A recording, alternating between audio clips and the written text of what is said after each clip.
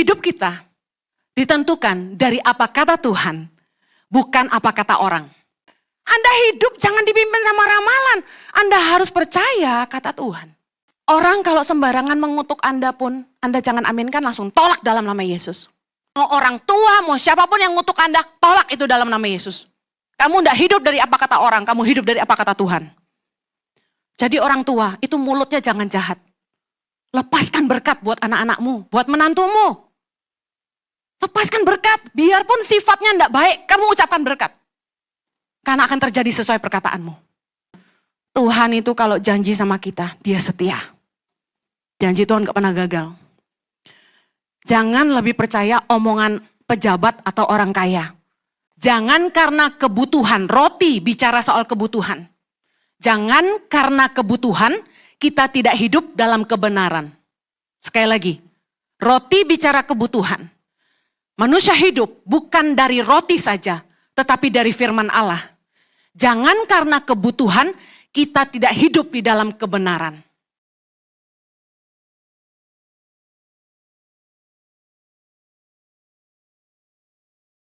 Engkaulah kekuatan kami, Engkaulah sukacita kami, Engkau pertolongan kami.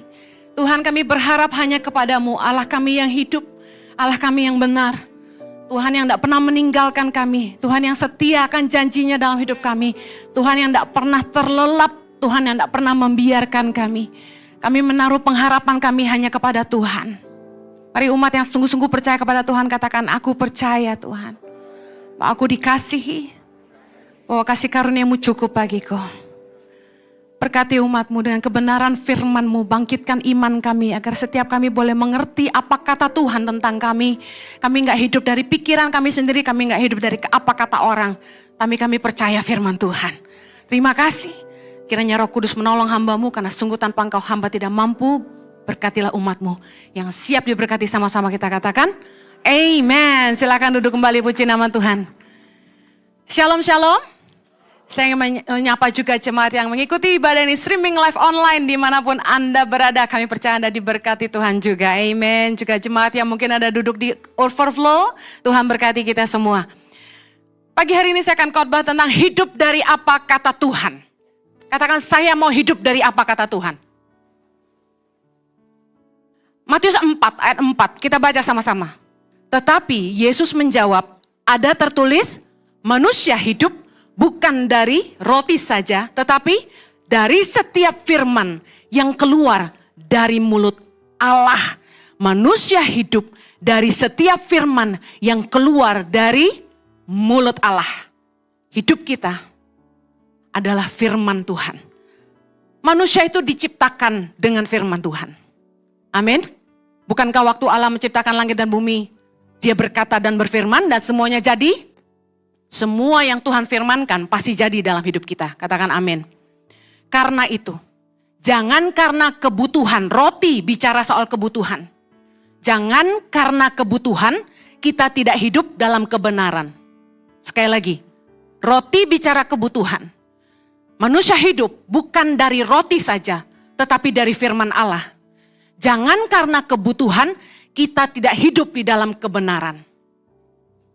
Hidup kita ditentukan dari apa kata Tuhan, bukan apa kata orang. Satu kali, Chloe Zoe masih kecil, usia 3,5 tahun. Saya masukkan ke playgroup di Kelapa Gading.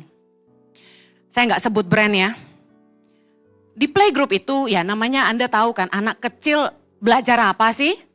Harusnya kan 3,5 tahun, kalau yang ngerti pendidikan, anak-anak belum perlu belajar berhitung dan membaca. 3,5 tahun itu belajar motorik. Supaya mereka tangannya itu bisa lancar, pegang apa gitu loh. Nanti sekolah waktu pegang pensil nggak kaku, tulisannya nggak jelek. Harusnya motorik. Terus fungsi otak, diajak bermain ya kan. Disuruh milih merah atau biru, suruh masukin ring-ring. Harusnya normal dan fun. Waktu pengambilan rapot, playgroup ada rapot. Saya dibilangin gini sama kepala sekolah yang sekaligus yang mengelola sekolah itu. Dia bilang gini, maaf anak ibu nggak naik kelas. Chloe Zoe. Kenapa saya tanya? Anak ibu maaf ya, kurang cerdas katanya gitu. Saya kaget, kenapa anak saya kurang cerdas? Ya enggak bisa, ini nulis anak-anak dari playgroup udah dibikinin PR, nulis, hitung, ABC. Ini yang punya sekolah lebih bodoh dari orang yang enggak sekolah saya rasa. Masa anak sekecil itu sudah harus nulis, udah harus ngitung. Nih mama-mama yang ngedidik anaknya dari kecil terus bangga. Wah, anak gue 4 tahun udah lancar nulis. Anda enggak ngerti pertumbuhan otak berarti. Anak tuh enggak boleh dipaksa terlalu dini. Nggak heran SMA pengen bunuh diri. Udah stres. Firman Tuhan bilang hidup kita ini ada musimnya. Segala sesuatu ada waktunya. Pengkhotbah 3:11. Jangan dari kecil-kecil. Sebenarnya yang pengen bangga tuh orang tua. Padahal itu kesalahan fatal. Mana ada playgroup harus bisa lancar baca tulis dan berhitung. Dan kalau anaknya bisa, bangganya luar biasa. Anak gue pintar. Makannya sarang burung, salmon terus. Saya kasih tahu, itu nggak benar. Orang yang dari kecil udah dipaksa belajar bener-bener, gedenya main terus. Karena usia bermain bukan belajar. Saya mau tanya, di dalam hidup kita, kapan kita nggak punya tanggung jawab? Kapan coba? Ya waktu kita masih balita. Balita tuh nggak punya tanggung jawab. Mau makan, mau minum, mau BAB tinggal, wah, bener nggak? Seumur kita hidup, kalau nggak pernah istirahat kerja terus, capek nggak? Makanya kita kelelahan. Karena di waktunya kita main, kita nggak main, kita kerja terus. Coba Anda kerja nggak pernah holiday, exhausted nggak? Nah ini anak-anak, ini pasti banyak orang tua yang nggak setuju sama saya. Saya kasih tahu kebenarannya. Keliru, ketemu psikolog kalau enggak percaya. Lah waktu anak saya dibilang bodoh, jadi enggak naik kelas. Waduh, saya ketawa dalam hati. Wah, sekolahnya enggak bagus nih. Saya pindahin anak saya ke sekolah Kristen yang lain. Ini kan sekolah Kristen. Makanya jangan kemakan merek sama bayar mahal. Terus Anda berpikir, sekolah bagus nih. Kasihan anakmu. Saya nggak mau sebut brand lagi. Saya sebelum pandemi diundang sama sekolah-sekolah yang punya nama di Jakarta ini. Saya nggak sebut deh. Untuk ngajarin anak-anak mereka yang terkenal cerdas itu, bagaimana ngerti tata krama dan menghargai orang. Pikirin, anakmu pintar tapi nggak sopan santun. Anakmu pintar tapi nggak menghargai orang. Pintar sih, tapi LQ, love quotient-nya 0. Nggak peduli orang lain, kejam. Pembantu ditabokin, dijenggutin.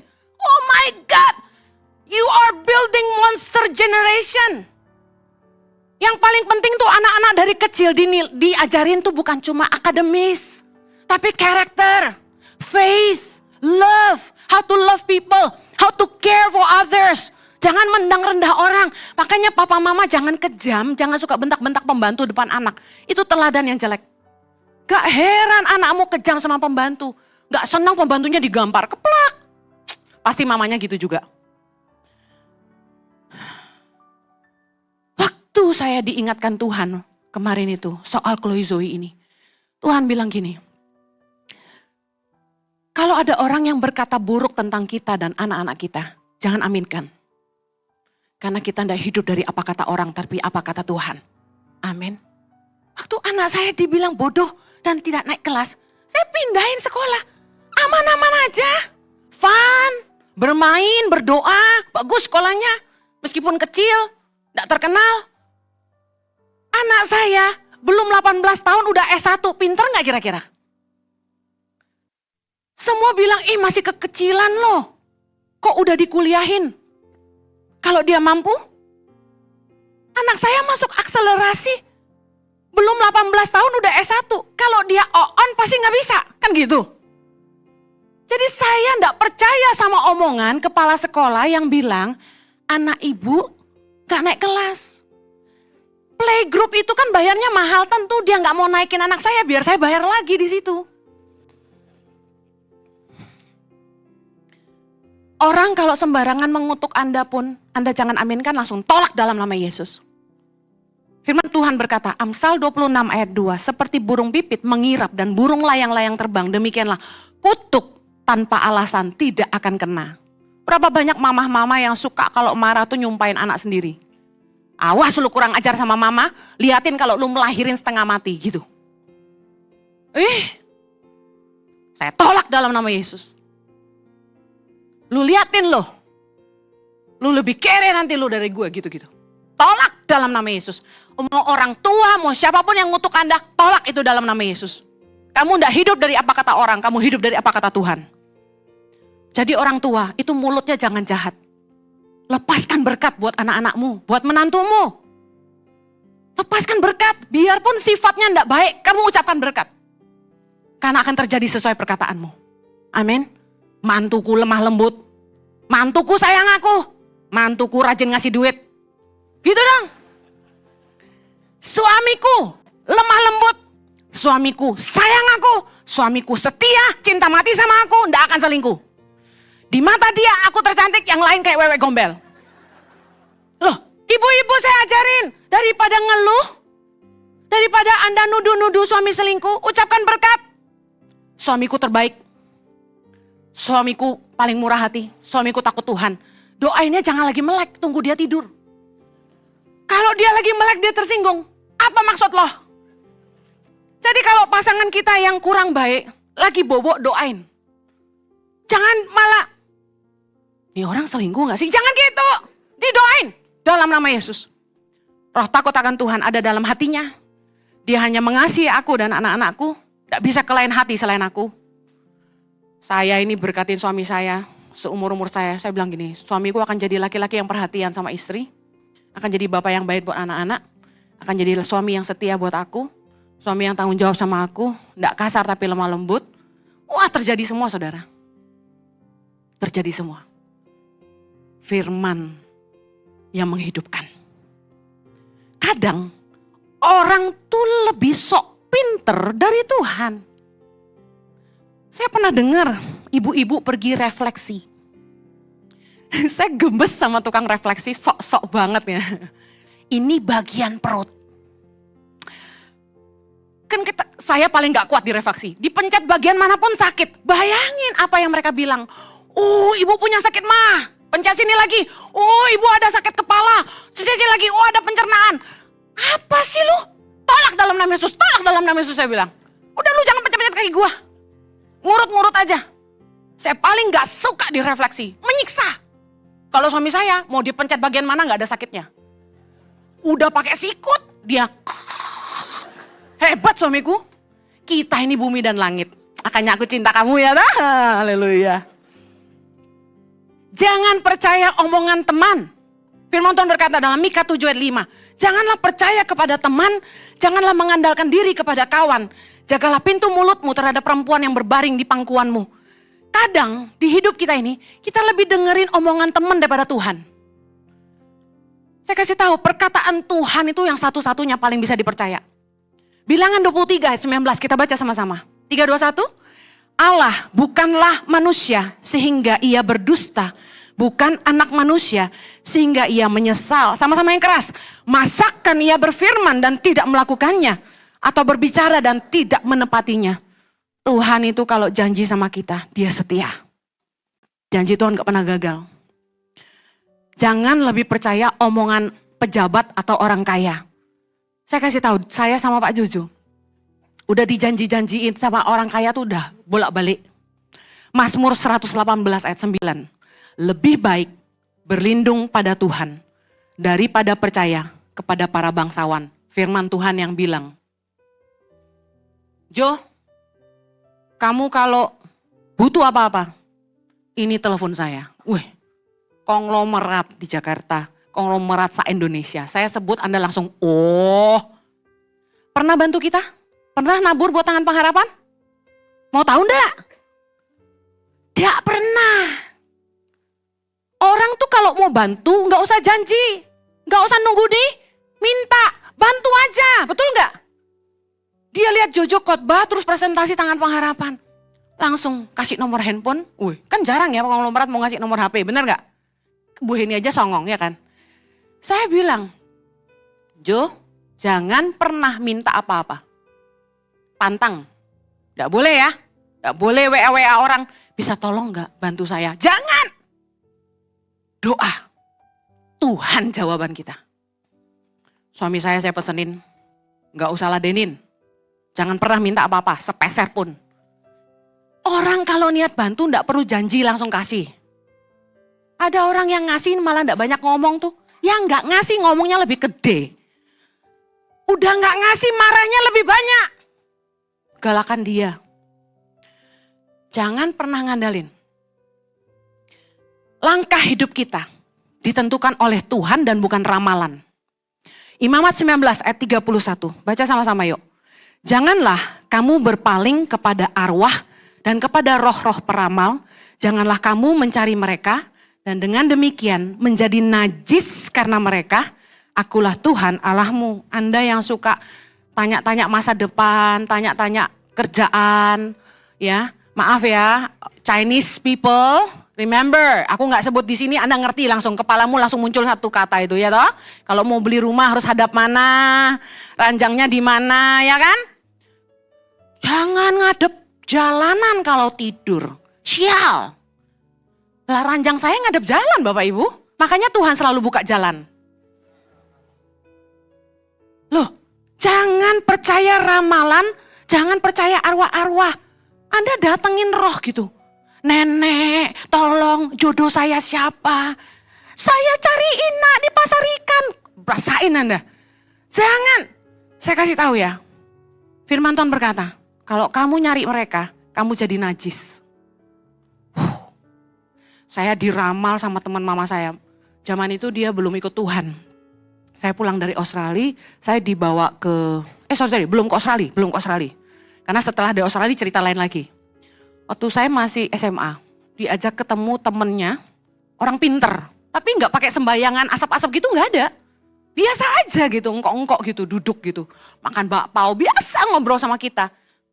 Terus dia tarik tangan saya, mana saya lihat lengan kamu. Kamu nanti ke depan ada 2 jodoh. Yang satu pendek gemuk, yang satu tinggi kurus. Kalau kamu kawin sama yang pendek gemuk, dia bakal nurut sama kamu. Kalau kamu kawin sama yang tinggi kurus, dia nggak nurut sama kamu. Ramalannya segitu doang, pendek amat ya kan? Saya udah Kristen waktu itu. Saya ketawa-ketawa.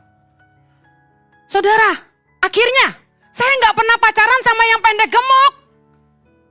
Gak pernah. Jadi saya bingung, ramalin siapa dia? Salah orang kayaknya.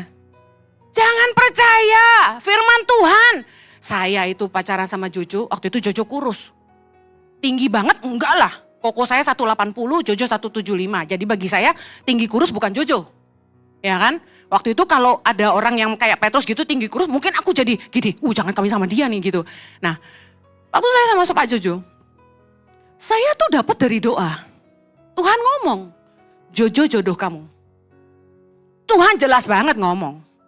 Jadi saya meyakini, saya nggak imanin yang ramalan itu. Tapi ada orang yang gini kan, udah ketemu nih, cinta nih. Tapi kayaknya waktu itu ramalan gak gini deh. Bayangin, Anda hidup jangan dipimpin sama ramalan. Anda harus percaya kata Tuhan. Amsal 3 ayat 5 bilang gini. Percayalah kepada Tuhan dengan segenap hatimu. Dan janganlah bersandar kepada pengertianmu sendiri. Artinya apa? Lu jangan sok pinter deh. Anda mau coba-coba kalkulasi masa depanmu kayak apa? Saya kasih tahu, percayalah kepada Tuhan. Dialah sumber hidupmu. Kalau kita tuh percaya, langkah hidup kita ditentukan oleh Tuhan. Amsal 20:24 bilang gini, langkah orang ditentukan oleh Tuhan. Bagaimanakah manusia dapat mengerti jalan hidupnya? Mau bikin rencana apa-apa ke depan tuh tanya Tuhan. Tuhan gak bicara, Bu, yang penting kamu doa aja. Tuhan, ini bisnis saya 5 tahun ke depan kira-kira mau bangun apa? Tuhan, besok anak-anak saya ini sekolah apa? Sertakan Tuhan, meskipun Tuhan saat itu tidak jawab, percayalah Tuhan ikut terlibat dalam pengambilan keputusan di hati anak-anakmu, dalam pertimbangan hatimu. Dia pimpin kamu. Saya tuh doain anak saya yang perempuan kembar salah satu tuh dari tahun lalu ribut pengen pindah Kanada. Mama, aku mau lanjut ke Kanada aja habis ini, mau tinggal di sana. Di mana? Jauh di desa mana gitu, dari Vancouver masih ke Toronto, terus masih berapa lagi. Kenapa? Ada cowok yang ditaksir di situ, saudara. Ternyata mereka sudah long distance LDR, saudara. Nah, saya bilang, enggak boleh. Mama capek kalau jenguk kamu ke sini, jauh banget. Saya udah pernah nganterin dia 1 kali waktu ada jemaat traktir kami ke Kanada. Saya enggak kuat, duduk ekonomi 36 jam, patah pinggang saya. Suruh nemenin dia ke sana, nanti jenguk lagi, enggak kuat. Saya bilang, aduh jangan dong sayang, jauh banget. Udahlah di Australia aja, kamu kan citizen, balik lagi. Ternyata citizen Australia itu bisa kerja di Kanada. Waduh, saya doa saudara setahun ini. Anak endil-endil satu mau tinggal Kanada, terus yang satu tinggal di Australia, kan hati saya pecah. Hati saya kemana gitu kan. Saya doain, Tuhan, aduh Tuhan tolong saya nih. Kok anak ini bisa sebulat ini, anaknya tuh konsisten banget. Kalau mau apa tuh apa gitu loh. Bener aja, Amsal 20:24, langkah orang ditentukan oleh Tuhan. Tapi bagaimanakah manusia dapat mengerti jalan hidupnya? Anda ingat waktu pandemi, berapa banyak di sini yang rencanamu gagal total, hancur rebul? Waktu pandemi datang, apa yang kamu mau buat dengan rencana yang 3-5 tahun itu? Gak ada. Jadwal pelayanan kami 2 tahun, gagal total. Mau kemana tiket, hangus. Yang mau ke Israel nggak jadi, betul nggak? Kita mau nentuin jalan hidup kita nggak bisa. Selalu sertakan Tuhan. Kalau kamu percaya Tuhan, apapun yang Tuhan firmankan itu pasti yang jadi. Karena kalau kita lebih percaya sama omongan teman, kita lebih percaya sama ramalan, lebih percaya sama pikiran kita sendiri, hidup kita ini pasti penuh kekhawatiran.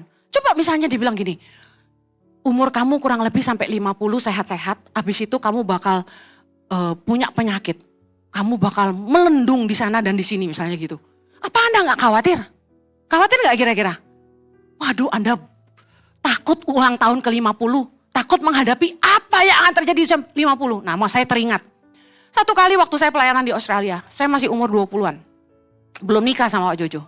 Saya sama Pak Jojo nganter seorang hamba Tuhan pulang ke rumahnya, orang bule. Di mobil, dia nubuatin kami sebelum dia turun. Dia bilang gini, lucu nubuatannya saudara. Dia pegang tangan saya dan dia bilang gini, hahaha, dia ketawa. Hah, kok nubuatan ketawa gitu kan? Dia ketawa kenapa? Dia bilang gini, I see you in the future. The older you get, the more beautiful you will be. And you will have a very nice body. Dia bilang gitu. Dalam hati gue, wah nubuatan palsu nih. Kok nyentuh-nyentuh area tubuh dan wajah? Wah kan gak genah ya. Kalau orang nubuatin yang Tuhan akan memakai engkau gitu dong. Kok ini? Sampai hari ini saya ingat, orangnya udah meninggal ya. Karena suka minum, cut. Saudara, waktu saya ingat nubuatan itu, saya jadi ketawa hari ini. Kenapa? Saya lihat foto saya waktu masih muda. Sama foto saya hari ini. Jauh saudara. Seperti ada perubahan dari satu kemuliaan kepada kemuliaan yang lain.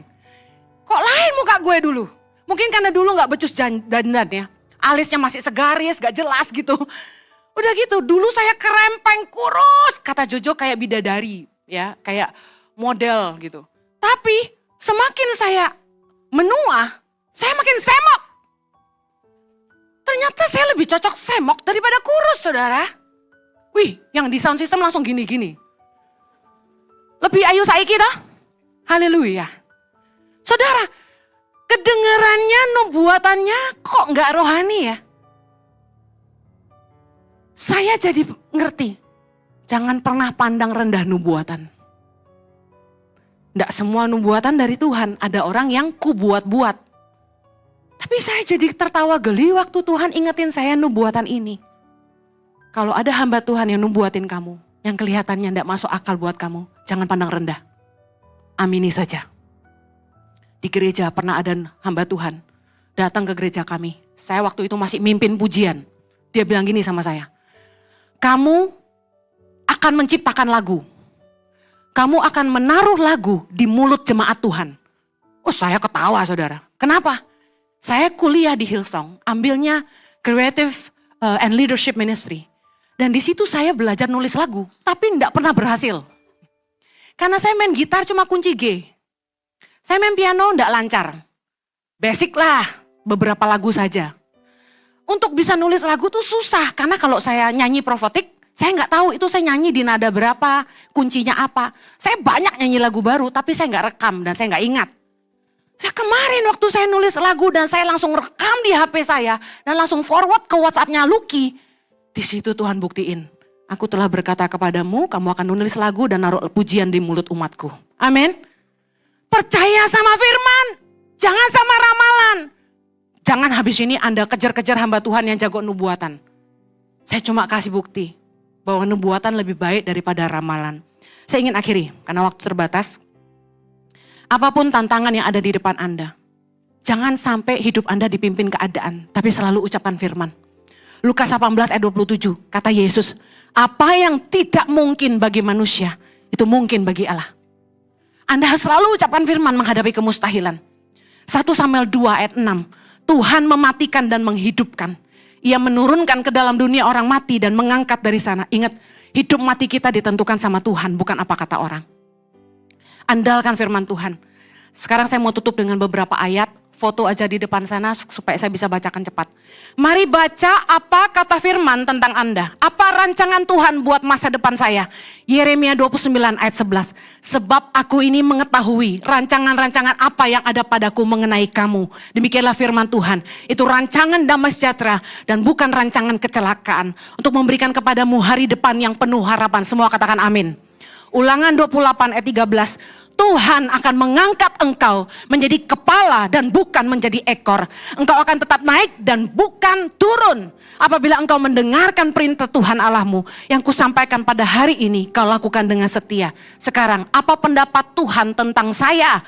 Yesaya 43 ayat 4. Baca sama-sama. Oleh karena engkau berharga di mataku dan mulia, dan aku ini mengasihi engkau, maka aku memberikan manusia sebagai gantimu dan bangsa-bangsa sebagai ganti nyawamu. Mungkin ada orang-orang di hidup Anda yang suka merendahkan Anda, suka bilang Anda tidak berharga. Saya mau kasih tahu, Tuhan bilang kamu berharga. Tuhan bilang kamu mulia. Orang lain boleh bilang kamu sampah, tapi di mata Allah kamu berharga. Yuk katakan kanan kirimu, kamu mulia dan kamu berharga bagi Allah. Kalau Anda lahir di keluarga yang orang tuamu tidak tanggung jawab, orang tuamu tidak peduli kamu, orang tuamu tidak sayang kamu, bahkan menelantarkan kamu. Baca Mazmur 27 ayat 10. Sekalipun ayahku dan ibuku meninggalkan aku, namun Tuhan menyambut aku. Amin. Kamu tidak perlu punya victim mentality, terus terpuruk dengan keadaanmu. Ucapkan firman atas hidupmu. Kalau Anda mulai khawatir dengan hidupmu, katakan gini, kalau burung-burung di udara aja Tuhan pelihara, apalagi saya. Katakan sama-sama. Kalau burung-burung aja Tuhan pelihara, apalagi saya. Anda baca di rumah Matius 6 ayat 25 sampai 26. Kalau iblis selalu menuduh kamu dengan dosa dan kesalahanmu di masa lalu, lawan dengan firman Tuhan. Saya sudah diampuni. Yesus telah menebus hidup saya. Hidup saya adalah milik Kristus. Katakan amin. 2 Korintus 5 ayat 17 berkata, siapa yang ada di dalam Kristus adalah ciptaan baru. Yang lama sudah berlalu, sesungguhnya yang baru sudah datang. Lupakan masa lalu. Tuhan sudah mengampuni kamu. Mazmur 103 bilang bahwa Tuhan telah membuang dosa-dosa kita sejauh timur dari barat. Dia sudah melupakan segala pelanggaran kita. Amin. Waktu kamu sakit, kamu berdiri dan berkata 1 Petrus 2 ayat 24, Dia telah memikul dosaku di kayu salib. Dia telah mati bagi aku, dan oleh bilur-bilurnya aku sudah sembuh. Ketika Anda berdoa, kata Yesus, kamu harus percaya bahwa kamu telah menerimanya. Sesudah Anda berdoa dan mengucapkan firman Allah, Anda harus yakin bahwa Tuhan pasti akan mengerjakannya dalam hidupmu, karena Dia setia akan janjinya. Kalau Anda percaya, berhenti mengeluh, tapi bersyukurlah.